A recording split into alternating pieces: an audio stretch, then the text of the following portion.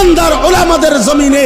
অতএব আজকে ব্রাহ্মণবাড়িয়ার জমিন থেকে কিশোরগঞ্জের ওই চূড়ান্ত বেয়াদব ফজলুর রহমানকে স্পষ্ট করে বললাম, তোর মতো বেয়াদব গত 100 বছরে বাংলাদেশে জন্মায় নাই। তুই স্বাধীনতার পক্ষের না, তুই স্বাধীনতার শত্রু, তুই এদেশের শত্রু বেটা।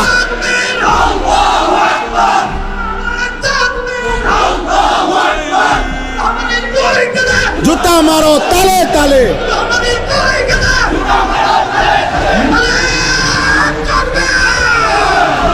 কিশোরগঞ্জের ওই বেয়াদব গত 60 বছরে তোর মতো বেয়াদবের মতো কথা বাংলাদেশে কোনো নাস্তিক মুরতাদ, কোন স্বঘোষিত মুরতাদ এত বড় কথা বলে নাই।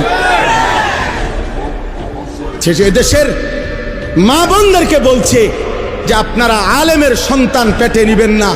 আরে বেটা বেয়াদব, তোর মতো বেয়াদবকে, তোর মা বাপকে যদি কোনো আলেমে দিন বিয়ে না পড়াইতো তো তুই ফজলুর রহমান কোন নেককার চরিত্রবান কোন পবিত্র নারীর ঘরে জন্ম নিতে পারতি না বেটা। তুই এখন মোল্লা চেনো না? ইসলাম এক জিনিস, মোল্লাতন্ত্র আরেক জিনিস।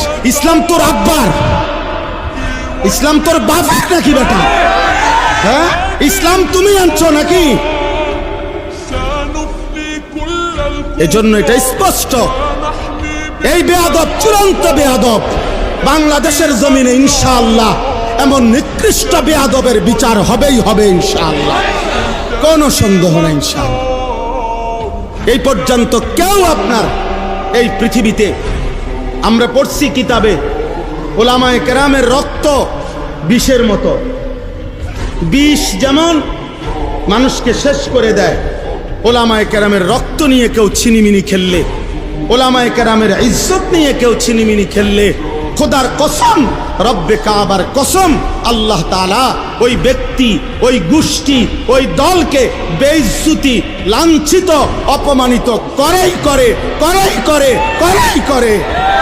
এজন্য 16 বছর যারা জুলুম করেছে, ওলামাকে বেইজ্জতি করেছে, জালেম নাই, অহংকারীরা নাই, অহংকারীরা নাই। এটাই রবের ফয়সালা।